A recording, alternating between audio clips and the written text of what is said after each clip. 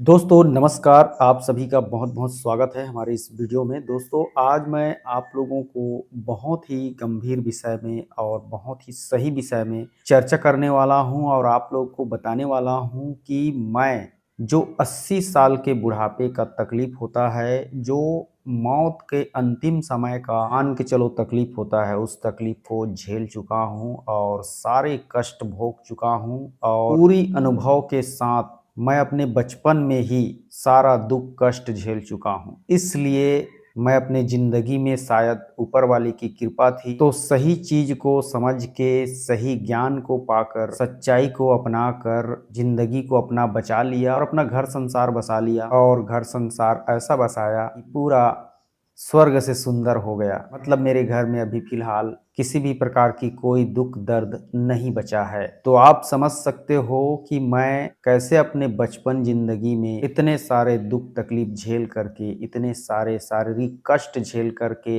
आर्थिक कष्ट झेल करके, मानसिक कष्ट झेल करके एक सफल स्वस्थ इंसान बन पाया। इसके पीछे है सत्य ज्ञान, सत्य का प्रकाश आपके में भी वो हो सकता है। अगर आप इस वीडियो को लास्ट तक देखते हैं तो मैं दावे के साथ कह सकता हूं आप अपने शरीर का देखभाल ऐसे तरीके से करोगे जैसे कोई एक डॉक्टर वैद्य नहीं कर सकता, क्योंकि इंसान अपने शरीर की रक्षा खुद सबसे ज़्यादा कर सकता है। दोस्तों मेरा आज का वीडियो लंबा खींचने का नहीं है, आपको सिर्फ सत्य ज्ञान का बोध कराना है जो आजकल कई लोगों को नहीं पता है। अगर आपको जिंदगी में हमेशा मुस्कुराते हुए, सदा खुश रहते हुए, सदा जवान की तरह और तंदुरुस्त सेहतमंद जीना है तो आपको पीना है, ये सीखना होगा।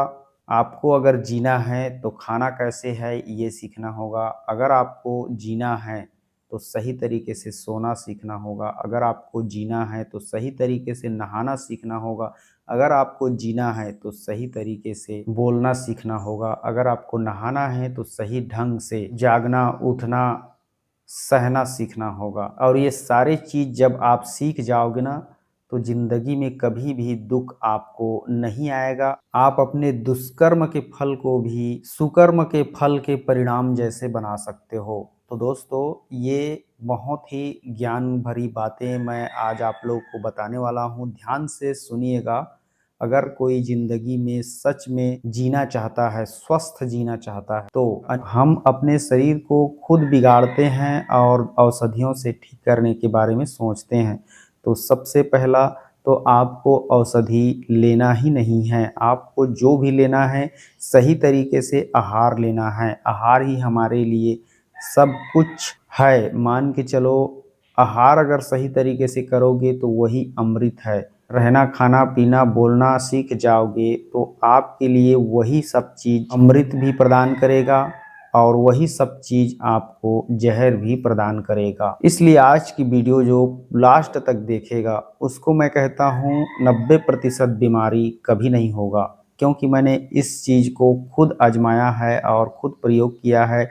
मैं ऐसे ही 15 सालों से बिना डॉक्टर के, बिना दवाई के, बिना किसी इलाज के जी रहा हूँ। ये संभव हुआ है सिर्फ सच्चाई का ज्ञान की वजह से। तो आपको भी वो जानकारी आज बताने वाला हूँ, इसलिए लास्ट तक देखना अगर आपके ज़िंदगी से आपको प्यार है तो सबसे पहले तो आपको पीना सीखना होगा। पीने का मतलब मेरा गलत तरीका नहीं है, जो आजकल पीने का तरीका सिर्फ एक ही समझते हैं कि शराब, मदिरा, तो ये पीने का तरीका बिल्कुल गलत है। इससे मैं पूरी तरह से नकार देता हूँ, है ना। पीने से मेरा मतलब है सुबह उठने के बाद रात को रखा हुआ पानी किसी अच्छे बर्तन में, वो बर्तन मिट्टी का भी हो सकता है, तांबे का भी हो सकता है, लेकिन एल्युमिनियम का बर्तन में पानी मत रखिए, प्लास्टिक के बर्तन में पानी मत रखिए, ये नुकसानदायक होता है। तांबे का बर्तन या मिट्टी का बर्तन, इन दोनों बर्तनों में पानी भर कर के रख लीजिए, सुबह उसे गुनगुना कर लीजिए और पी लीजिए। जितना पीना है उतना सुबह के टाइम ही पानी पीना है और बाकी समय दिन भर थोड़ी थोड़ी घूट घूट करके बीच बीच में आवश्यकता के अनुसार पीते रहिए, लेकिन जितना भी पीना है सबसे ज़्यादा पानी उस सुबह के टाइम पीना है। और जब भी पानी पीना है खाना खाने के बाद 1 घंटे बाद पीना है, खाना खाने से 1 घंटा पहले पीना है, खाना खाते समय बीच बीच में पानी नहीं पीना है। अगर आवश्यकता है तो थोड़ी थोड़ी पीना है। ज़्यादा मिर्च मसालेदार नहीं खाओगे तो ज़्यादा पानी पीने की आवश्यकता भी नहीं पड़ेगी। और रात को सोने से पहले आधा एक गिलास पानी, ठंड का मौसम है तो गुनगुना पानी पी करके सोएं। तो ये तो रहा पीने का तरीका। अब खाने का तरीका, जो खाने का सही तरीका ये है दोस्तों कि आप बैठ करके पालथी मार करके अच्छे से प्रेम पूर्वक जमीन में बैठ करके अगर खाएंगे तो ज़्यादा बेहतर है। अगर कहीं जमीन से ऊपर बैठ करके खाते हैं तो भी आपको पालथी मार करके बैठ के खाना चाहिए। खाना खाने से पहले भगवान को याद करके, अन्न देवता को नमन करके खाना चाहिए और प्रत्येक ग्रास को चबा चबा करके खाने के लिए आपके पास समय होना चाहिए। क्योंकि दुनिया में तो हर एक चीज़ के लिए भाग दौड़ मची हुई है, लेकिन खाने के लिए भी लोग ऐसे ही कर देते हैं, खाते हैं जल्दबाजी में और वो जा कर के पेट में नुकसान करता है। तो खाने में भी प्रेम दिखना चाहिए और सच्चा प्रेम दिखना चाहिए। ऐसा नहीं है कि थोड़ा दिखावटी प्रेम बना लो, ऐसा नहीं। भोजन में सच्ची प्रेम होना चाहिए, सच्ची विश्वास होना चाहिए कि अगर मैं इसको खाऊंगा तो ये मेरे लिए बहुत ताकत देगा, फायदेमंद होगा, हर प्रकार के शरीर से खराबियों को दूर करेगा। ऐसा विश्वास करके अन्न देवता को नमन करके भोजन करना चाहिए। तब ये भोजन आपके लिए अमृत प्रदान करेगा, पूरी तरह से अच्छे से रस रक्त मांस मेद अस्थि मज्जा शुक्र वीर्य बनेगा। और भोजन को जितनी ज़्यादा देर तक चबाते रहो उतनी ज़्यादा देर तक चबाने की कोशिश करना। जो भोजन जितनी ज़्यादा देर तक दांतों के नीचे चबाते रहेगा, रगड़ते रहेगा, उससे उतनी ज़्यादा तरल बन कर के पेट के अंदर जाते रहेगा तो आसानी से पचेगा। चाहे कोई हार्ड भोजन ही क्यों ना हो तो जल्दी पचेगा, तो जल्दी आपके शरीर में लगेगा, वो गैस नहीं बन पाएगा। क्योंकि समय रहते अगर पच गया तो कोई भी बीमारी नहीं आता है। मतलब समय के अधिक समय तक अगर कोई भोजन पड़ा है तो वो एसिड बनाता है, गैस बनाता है, हर प्रकार की बीमारी को पैदा करता है। इसलिए समय रहते पचाने के लिए एक तो तरल रूप में चबा करके अंदर ले जाया करो भोजन को, और दूसरा पेट भर भर के, मतलब हद से ज़्यादा, जो पेट जितना में सामान्य रहता है, ऐसा लगे कि हाँ मैंने खा लिया, भूख शांत हो गया, बस इतने में ही आपको हमेशा संतुष्ट रहना है। 2 घंटे 3 घंटे में आसानी से पच जाना चाहिए वो भोजन। ऐसा भोजन करो। और जब भी कोई भी हार्ड भोजन करते हो तो बहुत कम खाया करो। जैसे समोसा, पिज्ज़ा, बर्गर, पूड़ी इधर उधर की जो खाते हो, एक तो उसको छोड़ देना चाहिए। अगर खा ही रहे हो तो बहुत कम मात्रा में खाया कीजिए। और पूड़ी, समोसा, बर्गर, पिज्ज़ा, जो भी तली भुनी बाहरी प्रोसेस फूड है, उसे अगर खाते हो तो उसके खाने से पहले अगर आप कोई फल खा लेते हो, सलाद खा लेते हो, तो आसानी से वो भी पच जाएगा, उसका एसिड गैस पेट में नहीं बनेगा।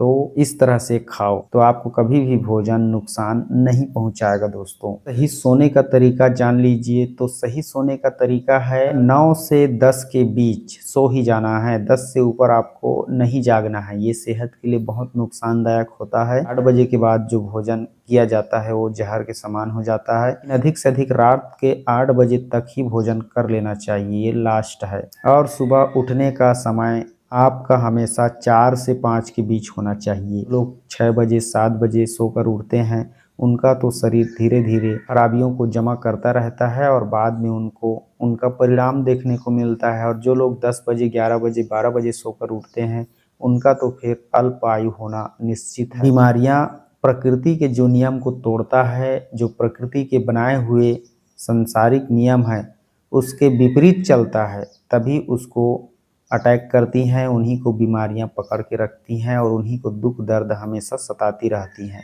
जो प्रकृति के अनुसार चलता है, सुबह सुबह उठ करके थोड़ी बहुत योगासन व्यायाम करता है, अगर कुछ भी नहीं करता तो कम से कम जल्दी उठ करके अपना शौच आदि से निवृत्त हो करके पानी वानी वगैरह पी करके अगर इधर उधर टहलते भी हो तो आपके लिए भी बहुत फायदेमंद है। इसी से ही आप हमेशा स्वस्थ आनंद अनुभव कर सकते हो अपने शरीर में। लेकिन सोकर उठने के बाद गुनगुना पानी अवश्य पीना है। हम लोग ऐसे बहुत सारी जड़ी बूटियां भी रखते हैं जो सुबह उठ करके जो पानी पीते हैं उन्हीं में एक ऐसा जड़ी मिला करके उबाल देते हैं और उसको गुनगुना करके पी लेते हैं। तो इससे और बहुत ज़्यादा फायदा होता है। आपका पेट कैसा भी बिगड़ा हो पूरी तरह से साफ हो जाता है और पेट एकदम से हल्का महसूस होता है। तो अगर आप भी चाहते हैं ऐसी जड़ी बूटियों को मंगाना तो आप हमारे इस नंबर पे व्हाट्सअप चैट करके मंगा सकते हैं। कॉल मत कीजिए कि फ़ोन उठाने का हमारे पास टाइम नहीं रहता दोस्तों। अब चलिए जानते हैं नहाने का सही तरीका के बारे में। तो नहाने से पहले अगर आप सरसों तेल या तिल तेल की मालिश अपने शरीर में करते हो, उसके बाद स्नान करते हो, तो आपको चर्म रोग तो नहीं होंगे, पहली बात। दूसरी बात, आपकी नसों में कोई समस्या कभी भी नहीं आएगी। तीसरी बात, आपके रक्त संचार तेज रहेंगे, शरीर में अंग अंग में मजबूती हमेशा बनी रहेगी। तो नहाने से पहले तेल लगाना चाहिए, उसके बाद नहाने के बाद साफ सुथरे कपड़ों में अपने शरीर को पोंछना चाहिए। पोंछने के बाद फिर से आपके शरीर में तेल की मालिश अगर हो जाता है और धूप की सेकाई हो जाती है हल्की फुल्की, तो आपका शरीर सबल, सुदृढ़, मजबूत और नौजवान, सुंदर, कांतिवान हमेशा रहेगा। ये तेल का चमत्कार होता है। अगर आप नहाने से पहले और नहाने के बाद अपने शरीर में मालिश करते हो तो आपको बताता हूँ कि तेल का एक और ज़बरदस्त प्रयोग, रात को सोते समय अगर आप अपने नाभि पे अगर तेल डालते हो 2 बूंद 4 बूंद, तो आपके लिए सर्वगुण संपन्न वाला काम होगा। मतलब आपने बहुत ही अच्छा काम किया है, अपने जड़ में तेल डाल के एक प्रकार से जोड़ों का दर्द मिटा लिया, शरीर के सारे अंग का दर्द मिटा लिया, सभी अंगों के दर्द को मिटाने का कार्य करता है। अगर आप नाभि में तेल डालते हो तो तेल कौन सा डालें? ठंड का मौसम में तिल का तेल, बरसात के मौसम में सरसों का तेल और गर्मी के मौसम में नारियल का तेल।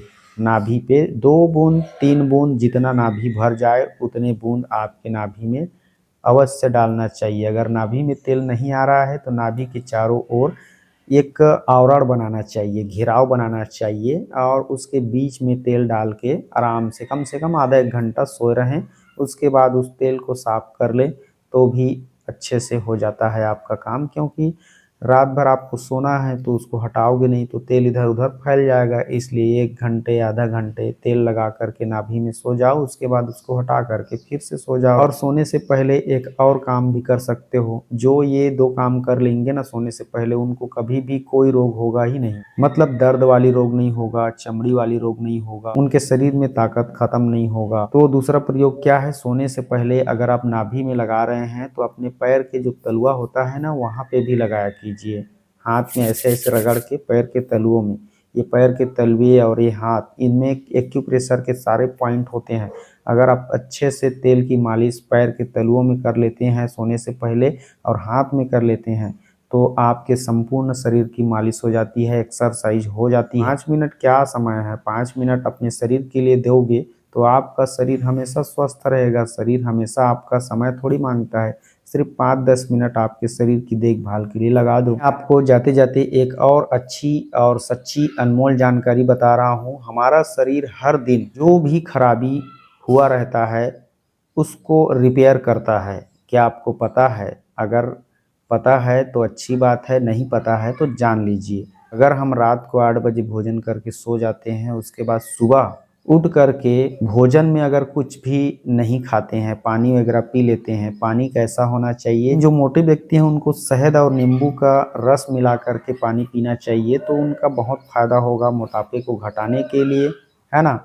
तो जब सुबह सुबह आप खाली पेट रहोगे 10 बजे 11 बजे 12 बजे तक, मतलब एक पहर तक अगर आप खाली रहते हो तो आपके शरीर में जितना भी खराबी रहता है उन सारे खराबियों को शरीर खुद रिपेयर करके ठीक कर देता है। भोजन करने के बाद रिपेयर नहीं होता, भोजन करने से पहले रिपेयर होता है। तो शरीर को हमेशा मौका दीजिए, शरीर को खुद रिपेयर करने का। वह खाली टाइम मांगता है कि मुझे पहले ठीक करने दो, उसके बाद आप भोजन करना। इसलिए 14 से 15 घंटे अपने शरीर को खाली रखो। रात को 8 बजे के बाद सुबह 8 बजे तक 12 घंटा हो गया। अब फिर उसमें 4 घंटा और जोड़ोगे तो दोपहर का 12 बज जाता है। तो इतने टाइम तक अगर उपवास रह सकते हो तो सप्ताह में 1-2 दिन रह लीजिए। 1-2 दिन अगर शरीर को रिपेयर कर लोगे तो आपका शरीर फिर से जैसा का तैसा मजबूत और स्वस्थ हो जाएगा। जो मोटे व्यक्ति हैं उनको प्रतिदिन रहना चाहिए, रिपेयर प्रतिदिन करने की आवश्यकता है, तभी तो उनका मोटापा घट पाएगा, शरीर की गंदगी निकल पाएगा और सारे बीमारियों को बाहर निकालता जाएगा। इसलिए 14 से 15 घंटे अपने शरीर को जितना दिन हो सके उतने दिन रिपेयर करवाओ और ठीक करो। आपका शुगर, आपका मोटापा, आपकी बीपी, आपका सारे रोग ठीक होते हुए आपको दिखाई नहीं देंगे तो मुझे कहना, लेकिन जो सच में इस बात को सीरियस लेंगे वे सुबह सुबह थोड़ा सा अगर मिल जाए कहीं से तो फल भी खा लें तो अच्छी बात है। फल खाना भोजन खाने के बराबर नहीं है, वो सुधारने के लिए एक प्रकार से सहायक होते हैं। जो प्राकृतिक फल होते हैं उनको खाने का तरीका ही सुबह खाली पेट है। फल को ऐसे ही किसी भी टाइम खाओगे तो फायदा नहीं करेगा, नुकसान करेगा। भोजन के बाद फल बिल्कुल नहीं खाना चाहिए, रात को फल बिल्कुल नहीं खाना चाहिए। फल खाने का सही टाइम सुबह ही है।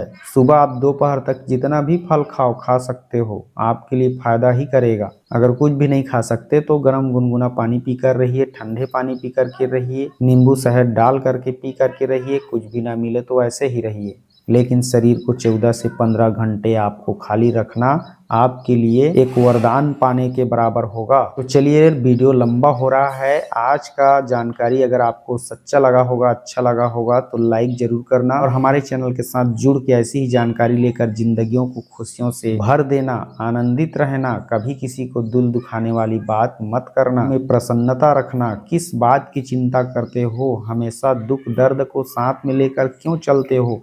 कभी तो मुस्कुराया कीजिए, कभी तो हंसते हुए रहा कीजिए, अपने घर परिवार को समय दीजिए, सबके साथ प्रेम से रहिए, तभी तो जिंदगी का आनंद आएगा। मन से आनंद रहोगे तो शरीर भी आनंद रहेगा, आपकी उम्र बढ़ती रहेगी, कभी अकाल मृत्यु नहीं आएगी, बीमारियों के चलते मृत्यु नहीं होगी। समझो इस बात को दोस्तों, दुनिया में बहुत सारी खराबियां हैं, उन सभी खराबियों के माया जाल के बीच में आपको रहना है। तो समझदार बन के रहना है, समझते हुए हर कार्य को सही तरीके से नियम पूर्वक करना है। नियम के उल्लंघन करके नहीं जीना है, नहीं तो हमेशा नर्क में ही जीना है। जीते हुए भी नर्क में, मरने के बाद भी नर्क में, कई जन्मों तक नर्क में जीना पड़ेगा। इसलिए हमेशा सीखने की, समझने की कोशिश करो, जिंदगी में खुश रहो। चलिए अगली वीडियो में, तब तक के लिए नमस्कार, जय हिंद दोस्तों।